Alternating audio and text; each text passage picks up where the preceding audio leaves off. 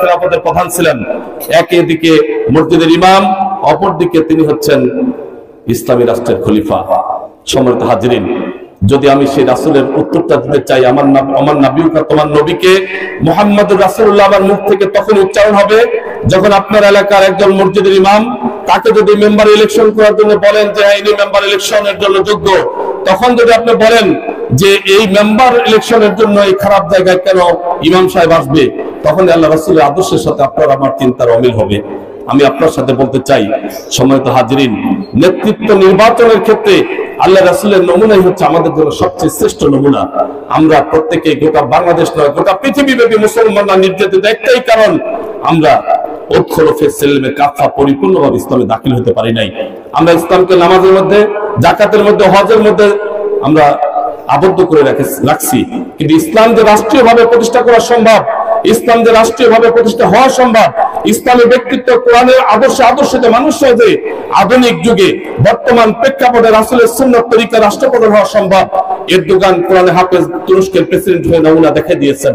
আজকে শুধু তুরস্কের প্রেসিডেন্ট নয়, গোটা পৃথিবীর মুসলমানদের রাহবার হয়ে তুরস্কের প্রেসিডেন্ট কাজ করছে। আজকে আধুনিক বিশ্বে ক্ষত বিক্ষত আমেরিকা যেই আফগানিস্তানকে শেষ করে দেওয়ার প্ল্যান করে কাজ করেছে, সে আফগানিস্তান বিজয় হয়ে বড় বড় বিশ্বের শ্রেষ্ঠ আলেম, কাওমি আলেমরা আজকে আফগানিস্তানের রাষ্ট্র ক্ষমতা প্রতিষ্ঠিত। আফগানিস্তান মাথা উঁচু করে দাঁড়িয়েছে। আমি বলতে চাই, আজকের ক্ষত বিক্ষত যুদ্ধ বিধ্বস্ত এই আফগানিস্তান যদি অর্থনৈতিকভাবে স্বাবলম্বী হতে পারে, দুর্নীতিগ্রস্ত এই চাঁদাবাজ, সন্ত্রাস, দখলদারি এই বাংলাদেশটাকে যদি আদর্শ, সুন্দর, সুতরাং সফলার এই বাংলাদেশকে যদি শান্তিময় করতে চান, তাহলে একটি বারের জন্য আপনাদের কাছে বিনয়ের সাথে আরো আসুন না, নিজের দল, নিজের মত, নিজের চিন্তা সমস্ত কিছুকে একটি বারের জন্য 5টি বছর দেখতে দেখতে শেষ হয়ে যাবে। স্বাধীনতার 53 বছর তো আপনি আপনার আদর্শের নেতাকে নির্বাচিত করেছেন, আপনার মনের মতো নেতাকে নির্বাচিত করেছেন। দেশের অবস্থান আপনাদের কাছে পরিষ্কার।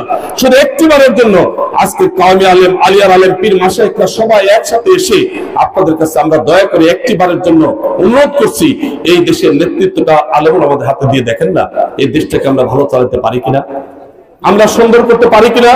আমার বিশ্বাস 100% দুর্নীতি মুক্ত, সন্ত্রাস মুক্ত, দখলদারি মুক্ত নেতৃত্ব যদি এই সব নেতৃত্ব প্রতিষ্ঠা হয়, এটা দূর করাটা কঠিন কিছু হবে না।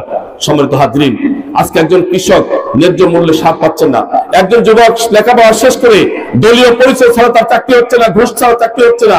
আর আমি বলতে চাই, 135 টাকায় এবার পুলিশের চাকরি হয়েছে। আগামী দিনেও যদি ইসলামী নেতৃত্ব আসে, 100% দুর্নীতি মুক্ত থেকে মেধাবী যোগ্যতার ভিত্তিতে চাকরি হবে। কোন দলের পরিচয় থাকবে না, কোন ধর্মের, কোন দলের, কোন মতের, এটা নয়, মেধাবী তার চাকরি হবে। আমার মা বোনদের ব্যাপারে বলা হয়, পর্দায় ইসলামী ব্যক্তিত্বরা ক্ষমতায় গেলে নাকি বেরই হতে দিবে না। নাউজুবিল্লাহ, মিথ্যা কথা এটা। আমার মা বোনদেরকে ইসলামের থেকে দূরে সরানোর জন্য এটা অপপ্রচার। আমরা বলবো এতটুকুই, কুল্লিল মুমিনিনা ইয়াগুদ্দু মিন আবসারিহিম ওয়া ইয়াহফাযু ফুরুজাহুম যালিকা আযকা মিনাল্লাহি খাবিরুম বিমা ইয়াসনাউন। আমরা আপনার জন্য চক্ষু বন্ধ করে রাস্তা চলাটা ফরজ করেছেন আল্লাহ রাব্বুল আলামিন, পর্দা করাটা ফরজ করেছেন আমার বোনদের উপরে, মায়েদের উপরে। সেই পর্দার কথাটা আমরা বলবো, যদি কেউ পালন করেন আলহামদুলিল্লাহ, তিনি আল্লাহর একটা বিধান পালন করলেন, ফরজ ইবাদত করলেন। আর যদি কেউ পালন না করেন, তিনি গুনাহগার হবেন। এই আহ্বানটুকু, এই দাবিটুকু আমরা তাদের কাছে পেশ করব। আমার মা বোনদের এর বেশি কিছু নয়, পর্দা করে নির্বিঘ্নে ঘুরবে, বাজারে যাবে, হাটে যাবে, স্কুলে চাকরি করবে, বিভিন্ন জায়গায় চাকরি করবে, কোনো বাধা তো নেই। সেক্ষেত্রে মেয়েদের চাকরি, মেয়েদের সেক্টর আলাদা হতে পারে, কিন্তু চাকরি বাকরি থেকে শুরু করে সব ক্ষেত্রে নির্বিঘ্নে বোনরা চলবেন, মায়েরা চলবেন, এতে কোনো সন্দেহ নাই। সম্মানিত ভাইরা আমার, সর্বোপরি আজকের অসহায় বড়াইগ্রাম এবং গুরদাসপুরে 2 থানা মিলে অসংখ্য প্রতিবন্ধী সন্তানরা রয়েছে। আমি উপজেলা পরিষদে যখন ছিলাম তখন দেখেছি প্রতিবন্ধীদের ভাতার জন্য দাঁড়ে দাঁড়ে যেতে হয়েছে। আমরা বলতে চাই, রাষ্ট্রীয় অর্থায়নে প্রতিবন্ধীদের সমস্ত ভাতা একযোগে দেওয়া সম্ভব, যদি মাত্র নেতৃত্বের সদিচ্ছা হয়। এটা অসম্ভব কিছু নয়। আজকের হাফিজি, কাওমি, আলিয়া মাদ্রাসাগুলো আজকে জড়ার জন্য কেন এই মুসলিম অধ্যুষিত বাংলাদেশে একজন হাফেজ তার ছাত্রকে কোরআনের শিক্ষা দিচ্ছে, যে কোরআনটা হতে যালিকাল কিতাবুল লা রাইবা ফি, সেই কোরআনের শিক্ষা দিয়ে হাফেজ বানাচ্ছে। সেই হাফেজদেরকে আজকে কেন ফিতরার টাকা, যাকাতের টাকা, ওশরের টাকা দিয়ে চলতে হবে? রাষ্ট্রীয় অর্থায়নে স্কুল, কলেজ, মাদ্রাসার মতো হাফেজি মাদ্রাসাগুলো আধুনিক শিক্ষা মানে যাবে। এই হাফেজরা এরদোগানের মতো আগামী দিনে দেশের নেতৃত্বে আসবে। হাফেজরা মেম্বার, চেয়ারম্যান, এমপি থেকে শুরু করে জাতীয় সংসদের সমস্ত দায়িত্ব হাফেজরা পালন করতে পারে, যদি সঙ্গ দেওয়া যায়, পরিবেশ দেওয়া যায়। এই হাফেজ দিয়ে সম্ভব।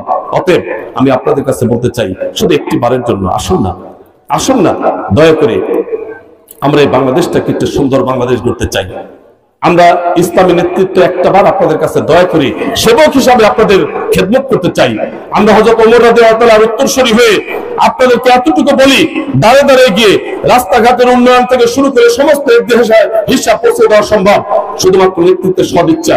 অতএব আমি আপনাদের কাছে বলতে চাই, কথাগুলো যা বললাম আমি যদি বাস্তবে অনুসরণ না করি, লিমা তাকুলুনা মা লা তাফালুন, আমার পরিষ্কার বক্তব্য আল্লাহ রাব্বুল আলামিন দিয়েছেন। আমার ক্ষেত্রে যদি কথা কাজে মিল না থাকে আমি হলাম মুনাফিক। সেই মুনাফিকের স্থান হচ্ছে আসফালা সাফিলিন, জাহান্নামের সর্বনিম্ন স্তর। আমি তো জাহান্নাম অর্জন করতে চাই না, আমি চাই জান্নাত অর্জন করতে। আর সেই জান্নাত অর্জন করার ক্ষেত্রে একমাত্র অবলম্বন হচ্ছে তাকওয়াল্লাহ, আল্লাহকে ভয় করে চলা। নেতৃত্ব যদি আল্লাহর ক্ষেত্রে ভয় থাকে, কোন নেতৃত্ব কখনো একটি টাকা দুর্নীতি করতে পারে না। অতএব সে আল্লাহর ভয়টাকে ভিতরে সন্ত্রস্ত হয়ে আপনাদের সেবক হতে চাই।